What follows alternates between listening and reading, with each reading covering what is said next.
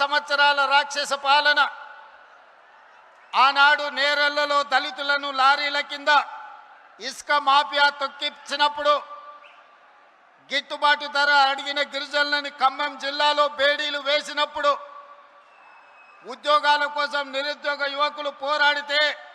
లాఠీలను తూటాలను పేలుస్తున్నప్పుడు శాసనసభలో ప్రతిపక్ష నాయకుడిగా బట్టి విక్రమార్క గారు, కాంగ్రెస్ పార్టీ అధ్యక్షుడిగా పిసిసి అధ్యక్షుడు హోదాలో నేను ఆనాడు పాదయాత్ర చేపట్టి తెలంగాణలో నలుమూలలు తిరిగినాం. సరిగ్గా జూలై మాసం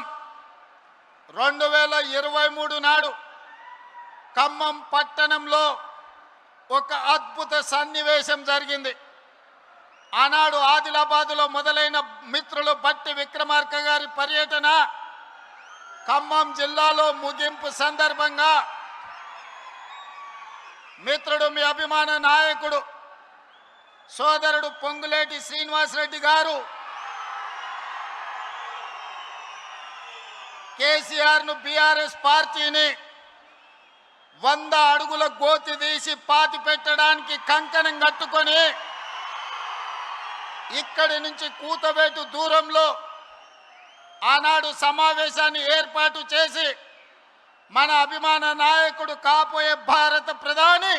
రాహుల్ గాంధీ గారిని ఆహ్వానించినప్పుడు ఈ ఖమ్మం జిల్లా ప్రజలు లక్షలాదిగా ఉప్పెనై కమ్మేసి ఆనాడు బీఆర్ఎస్ ను బందబెట్టిన మాంతు